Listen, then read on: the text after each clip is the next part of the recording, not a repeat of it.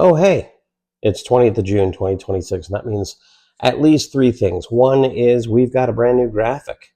Hope you saw that shit just now.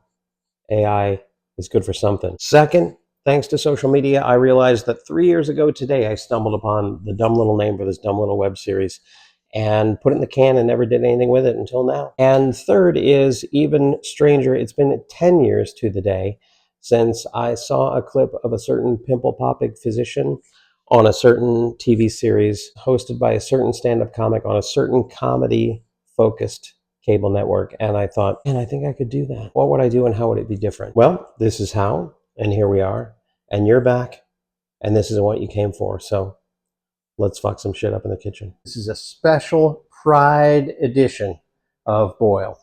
Remember that first episode where I said I wasn't going to get political right away?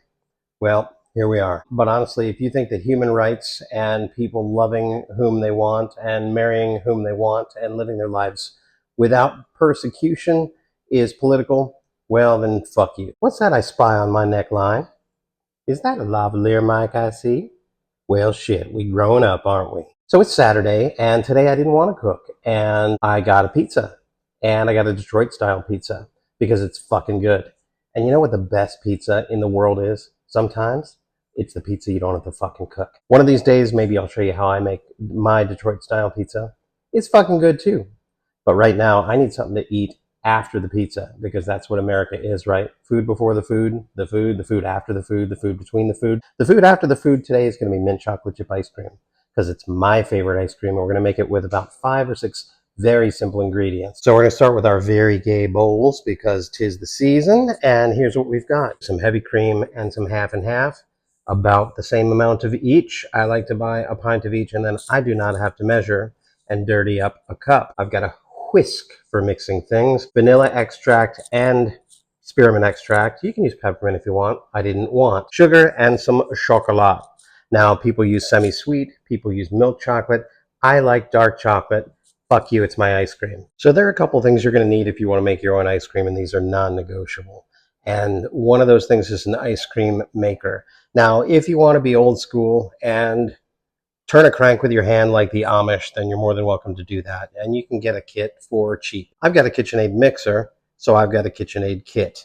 And it's easy because I can walk away and talk to you about gross shit while my ice cream mixes instead of turning the crank like I'm trying to power some medieval steam engine. And there is the bowl that goes with the ice cream maker attachment for my KitchenAid mixer. KitchenAid is not sponsoring me. I have no financial interest. I would love for that to change. But regardless, if it's not in the freezer at least the night before, it ain't gonna work. Also, you're gonna wanna mix your ice cream base in a separate bowl because if you use the frozen bowl that came with your ice cream maker attachment, it's going to not be frozen by the time you're done mixing, and then your ice cream will not freeze and it's gonna be slop instead. We are going to start with our half and half, not half of it, all of it. Follow with a cup of sugar. And then we are just going to mix that till it's one big, homogeneous, lovely thing. Then an equal amount of heavy cream. Again, this is a pint each for me. It's going to make about a half gallon of ice cream. That's heavy. 1.5 teaspoons spearmint extract. See the inside of that bowl? Is that green? No. And that's why I don't fucking want my mint ice cream to be green either. You can make it whatever color you want. Look, get the food coloring out and go crazy. Make tie-dye ice cream. Make it blood red. Make it purple. Mix all the colors of the rainbow so it's gray. I don't give a shit. It's going to taste minty. And I don't need extra nonsense in my mint ice cream. Half a teaspoon of Madagascar vanilla extract. I thought it was mint ice cream. It is. Trust the process. And look, I don't like extra colors in my ice cream. And vanilla is a little bit brown, but it comes that way out of the ground. And also, this is all going to be brown when we get rid of it anyway, right?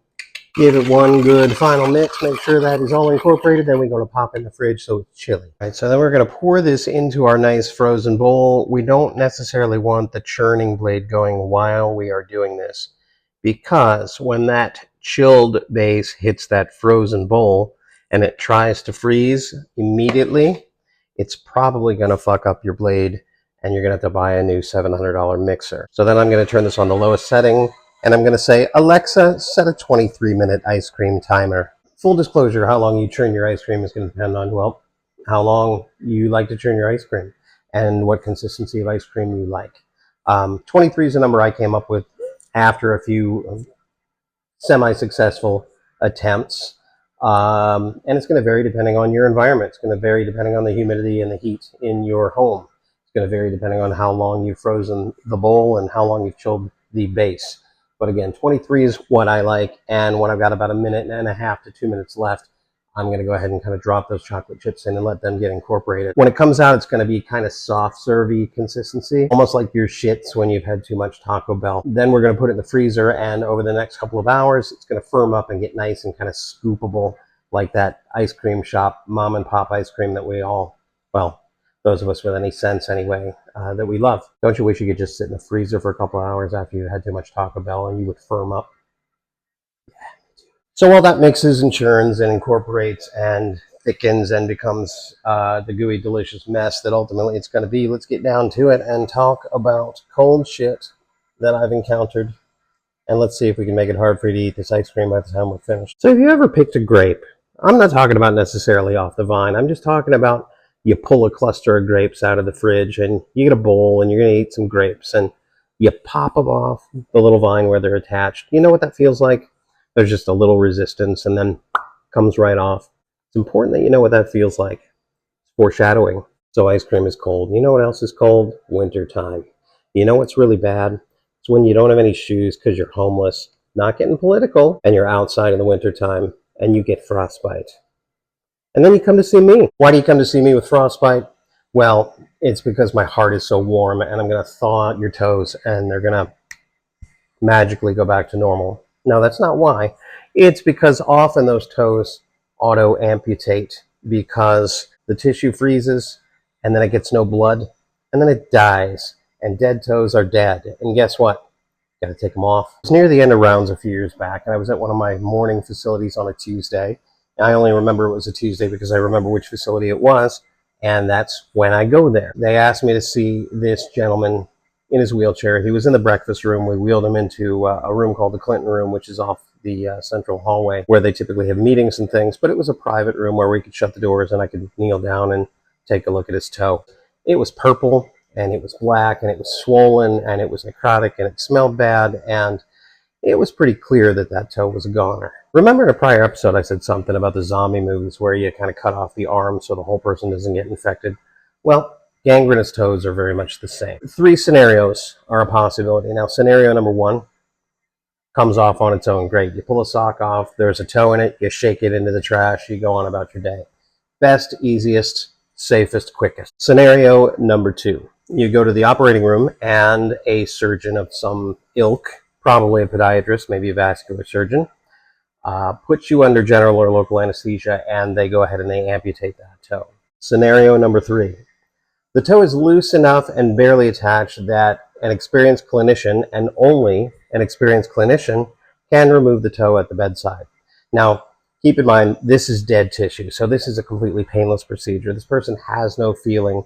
By and large, they've likely gotten this frostbitten toe in the first place because they have diabetic neuropathy and they don't have a lot of feeling in their foot to begin with. So this is not a painful thing. It's not a man who's wailing, nor is he bleeding because, again, dead tissue doesn't typically have a blood supply, which is one of the reasons why it's died in the first place. Well, in this particular case, friends, this toe was just attached by, well, a little grapevine thickness thread or 2. And I was able simply to grasp that toe, put a little tension on it, and yes, just like a grape, I got a little resistance, and then right off in my hand. Then, of course, I popped it into my mouth because they're a great source of vitamins. All right, you got me. I didn't pop it into my mouth. I take a multivitamin every morning, so I did not need the vitamins.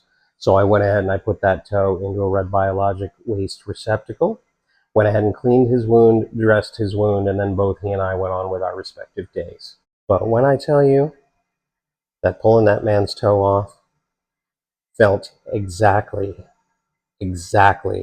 like pulling a grape off of one of those little vines, well, I'd venture you're never going to think about a grape the same way again. So it's been 23, and that's about the consistency I want, so that's where I'm going to stop. And at this point, I'm just going to incorporate these lovely chips of chocolate And then we're going to give it another 2 minutes or so. All right, so that last couple minutes is almost done, and I'm going to scoop that from there into here with this.